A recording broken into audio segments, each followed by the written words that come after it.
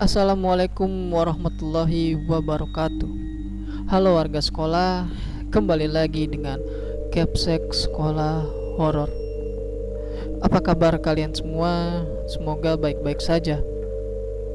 Di kelas sekolah horor kali ini menceritakan tentang bangku kosong bagian ke-1, di mana kejadian horor yang dialami penulis di tempat bimbelnya dimulai dengan bergeraknya sebuah bangku kosong. Cerita ini bersumber dari akun Twitter @trisnaaprilian5. Sebelum kalian mendengarkan cerita ini, Capsek akan berterima kasih untuk like, share, dan komen kalian di video ini. Oke, lanjut saja. Selamat mendengarkan.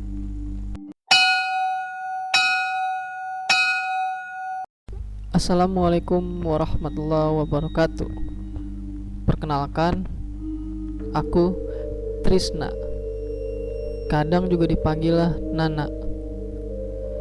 Aku akan menceritakan pengalaman horor dariku dan beberapa temanku yang terjadi di salah satu tempat bimbel di kotaku waktu aku kelas 3 SMP yang terjadi di awal tahun 2010. Dan seperti biasa, nama dan lokasi akan disamarkan demi kenyamanan bersama. Semester genap di kelas 9 membuatku sibuk dengan persiapan ujian nasional atau UN. Pendalaman materi di sekolah yang wajib diikuti oleh semua siswa kelas 9 kurasa belum cukup untuk bekal lulus UN dengan nilai yang memuaskan. Bukan hanya itu saja. Setelah lulus UN, aku juga harus mengikuti tes tulis masuk SMA. Oleh karena itu, ayahku mendaftarkan aku di salah satu tempat bimbel di kotaku.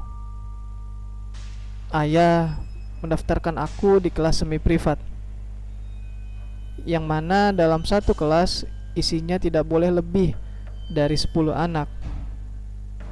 Saat itu di kelasku ada 7 siswa, yaitu aku, Elsa, Wina, Nisa, Fitri, Sela, dan Dio.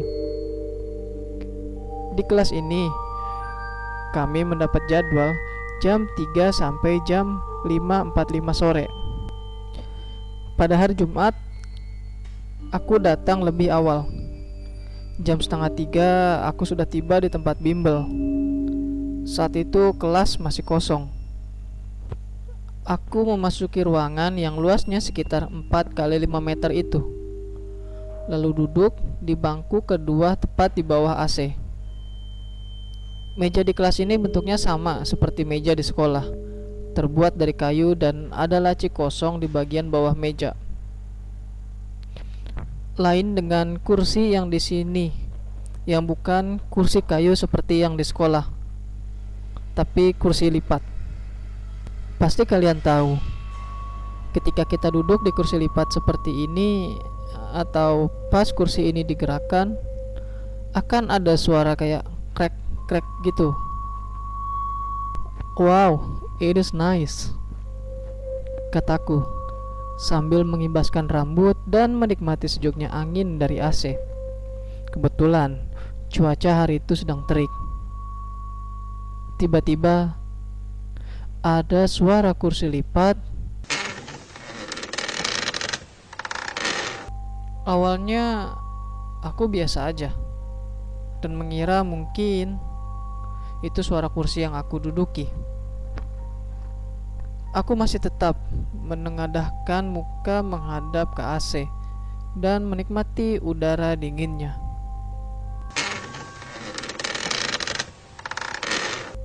Dan suara itu lagi. Baiklah, kali ini aku yakin suara itu berasal dari belakang.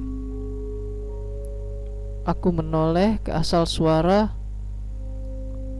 Kulihat kursi itu bergerak sedikit mundur. Aku menarik nafas panjang, terpaku Kuucap basmalah, lalu aku lari keluar dari ruangan. Pada saat aku keluar kelas, ada salah satu OB yang melihatku. Dia bertanya, "Ada apa, Mbak? Kok keluarnya buru-buru ngono?" "Anu, keceblokan cicak, Mas. Aku kaget." Atau artinya, "Anu, kejatuhan cicak, Mas. Aku kaget." Aku tidak ingin memberitahunya apa yang aku lihat barusan. Aku tidak ingin dibilang mengada-ngada karena ini masih hampir jam 3 sore. "Oh alah. Oh iya, Mas. Aku mau beli minum." "Ya kalau gitu langsung aja ambil di cooler, terus bayar langsung di kotak sebelahnya, Mbak." "Oh, oke. Kukira bayarnya ke emas."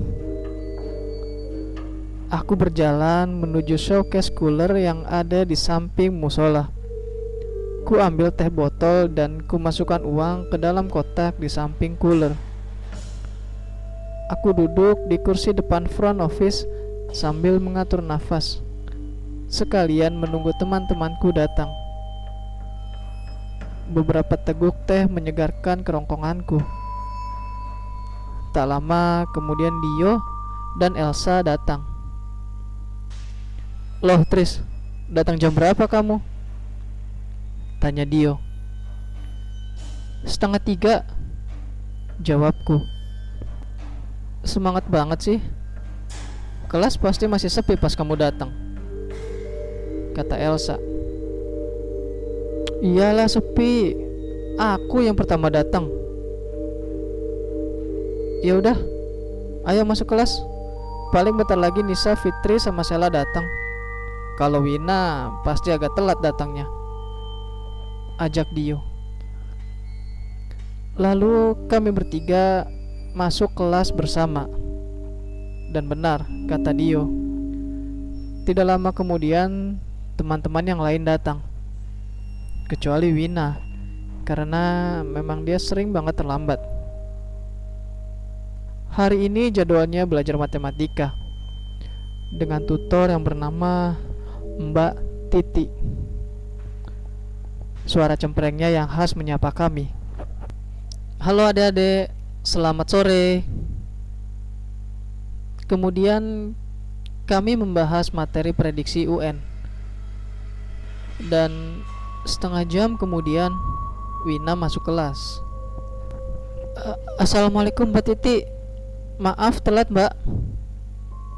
"Iya Ndok, nggak apa-apa, silakan masuk." Wina duduk di bangku tepat di depan kursi kosong yang bergerak tadi. Aku cuek saja karena sudah ada beberapa orang di kelas. Kupikir itu cukup untuk membuat hantu atau apapun yang ada di situ menunda keusilannya. Tapi nyatanya tidak. Karena saat Mbak Titi baru saja selesai menjelaskan penyelesaian soal bab relasi dan fungsi, tiba-tiba Wina berlari ke depan menghampiri Mbak Titi. Mbak, itu kursinya," sambil menunjuk kursi belakang. "Kenapa, Dek? Ada apa?" Kursinya yang itu gerak sendiri, Mbak." "Loh, masa sih? Enggak ah." "Demi Allah, Mbak, aku tuh dengar sendiri tadi suaranya krek-krek gitu. Terus aku noleh ke belakang dan kursinya gerak sendiri. Kulihat dudukannya kempes, Mbak, kayak ada yang ngedudukin gitu." Lalu Mbak Titi mendekati kursi itu dan memegang dudukannya. Tiba-tiba beliau berteriak, lalu berlari keluar kelas. Sontak kami semua juga berteriak karena takut dan kaget mendengar teriakan Mbak Titi. Kami berhamburan keluar kelas, dan teriakan kami terdengar oleh semua orang yang ada di bimbel. Anak-anak SD yang berada di kelas sebelahnya pun bertanya, "Ada apa kak? Kok teriak-teriak gitu?" "Nggak apa-apa deh, cuma ada tikus lewat tadi, kita kaget," jawab Nisa. Dia sengaja berbohong agar mereka tidak takut.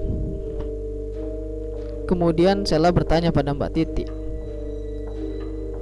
"Mbak Titi kok teriak?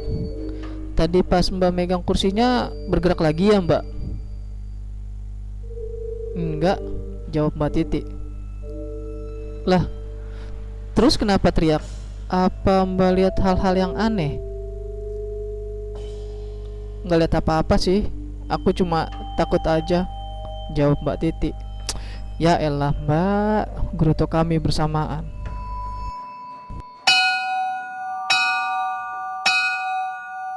Itu dia cerita mengenai bangku kosong bagian ke-1, di mana makhluk tak kasat mata di cerita ini menunjukkan keberadaannya dengan cara menggerakkan bangku kosong. Kira-kira apa yang akan terjadi dengan Nana dan bangku kosong itu? Tunggu kelanjutan ceritanya di bagian kedua. Dan terima kasih buat kalian warga sekolah yang telah mendengarkan cerita ini, dan terima kasih juga kepada akun Twitter @trisnaaprilian5 yang telah memberikan kami izin untuk membacakan cerita ini. Jangan lupa untuk like dan share video ini agar warga sekolah horor semakin bertambah. Dan sampai jumpa di kelas berikutnya.